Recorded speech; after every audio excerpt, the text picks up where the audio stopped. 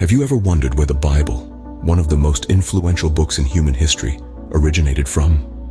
Let's take a journey back in time, approximately 3 to 4 millennia ago, to the birth of what we now know as the Old Testament.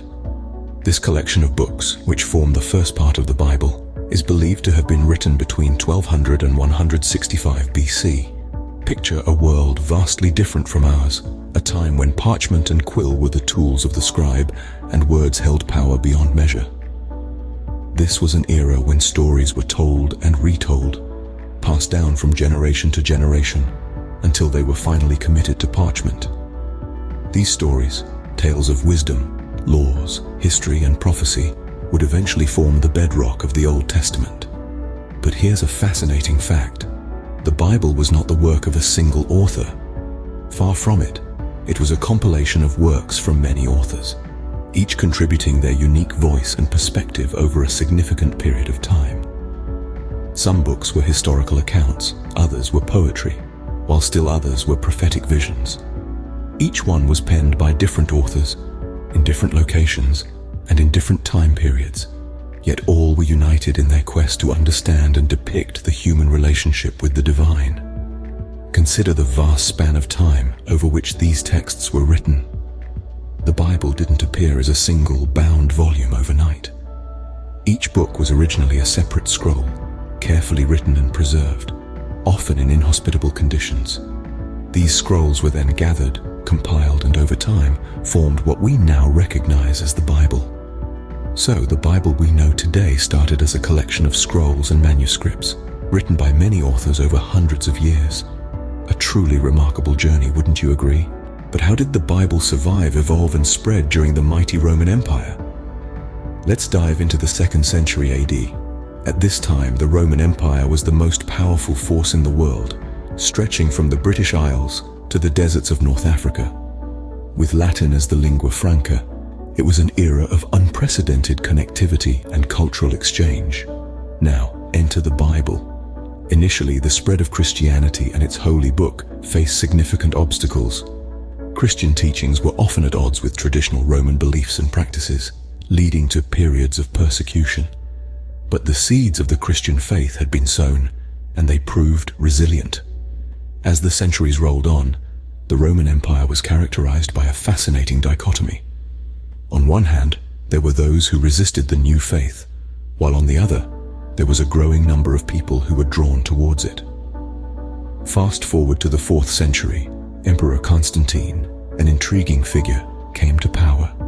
He converted to Christianity and, in a significant turn of events, legalized the religion throughout the empire. This was a monumental shift. The very empire that had once persecuted Christians was now its protector. But what about the Bible? Well, it was during this period that a crucial development took place. The Bible was translated into Latin, the language of the Roman Empire. This translation, known as the Vulgate, was a game changer.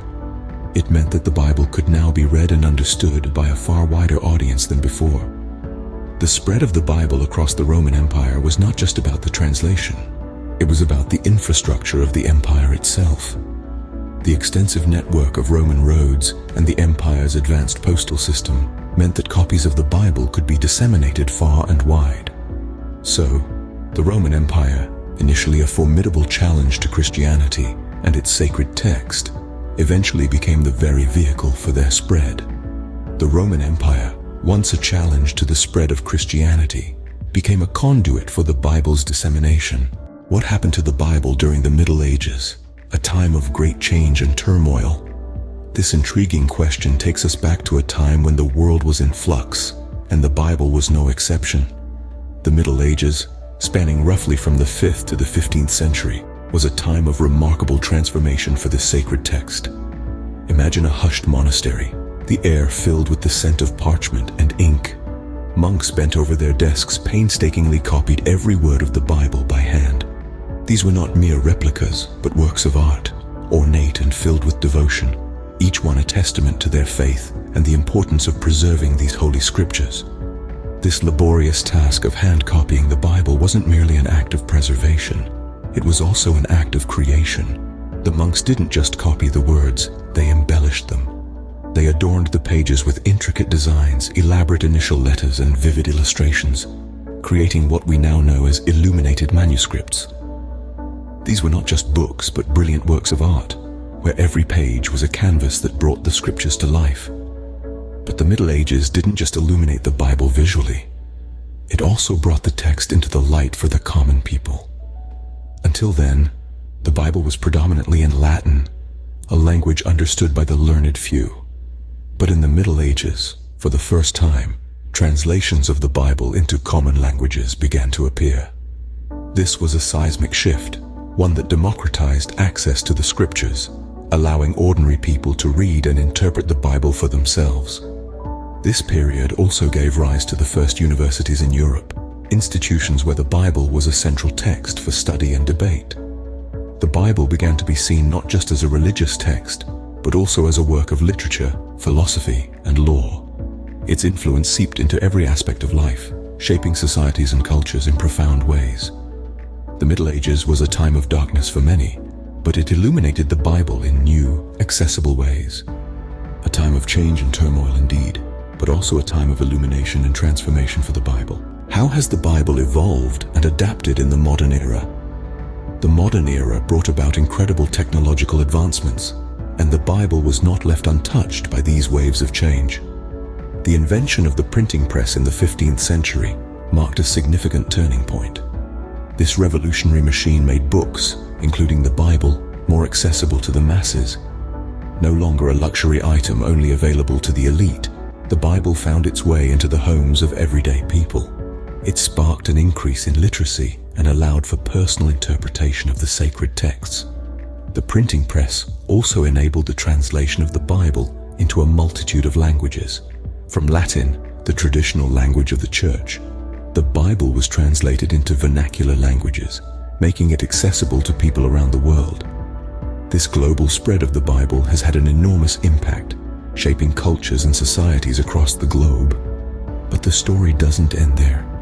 Enter the digital age. The internet has once again revolutionized the way we interact with the Bible. Now, the Holy Scriptures are available at the touch of a button in countless languages and versions.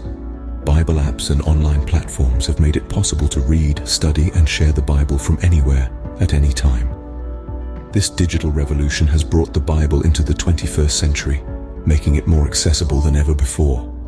Moreover, the digital age has also opened up new avenues for scholarly research and interpretation. With the entire Bible digitized, scholars can analyze and cross-reference texts in ways that were unimaginable in the past. This has led to new understandings and perspectives on the Bible, enriching our knowledge and appreciation of this ancient text. So, how has the Bible evolved and adapted in the modern era? It has become more accessible, more global, and more connected than ever before. It has embraced the changes brought about by the modern era, from the printing press to the internet, and continues to be a living, breathing text that speaks to millions worldwide. The Bible has not only survived but thrived, adapting and evolving with each new era. So, what's the takeaway from this journey through the Bible's history? In our exploration, we journeyed back to the origins of the Bible, where it all began as a set of scrolls written over thousands of years. These scrolls, penned by various authors, were not just religious texts, but also historical accounts, poetry, and moral guidelines that shaped societies and cultures. From there, we followed the Bible's path through the powerful corridors of the Roman Empire. It was during this time that the Bible spread its roots far and wide, becoming a cornerstone of the Roman society. Despite the initial resistance and persecution, it was the Roman Empire's eventual acceptance of Christianity that propelled the Bible's influence across its vast territories. Our journey didn't stop there. We plunged into the darkness of the Middle Ages, a time of turmoil and change. Yet, amidst the chaos, the Bible held its ground. It was copied meticulously by monks, translated into vernacular languages, and read in secrecy by the common folk. The Bible, in many ways, became a beacon of hope and a source of solace during these challenging times. Then we stepped into the modern era, where the Bible underwent significant evolution. It was translated into countless languages, printed in millions, and made accessible to people from all walks of life. The invention of the printing press, the rise of literacy, and the advent of digital technology all played a role in making the Bible a global phenomenon. So, as we trace the Bible's journey from a collection of ancient scrolls to a book that has been translated into over 3,000 languages and read by billions worldwide, we see a story of resilience, adaptation, and enduring influence. Whether you're a believer or not, the Bible's impact on our world is undeniable. From a collection of scrolls to a global phenomenon, the Bible's journey is a testament to its enduring influence and power.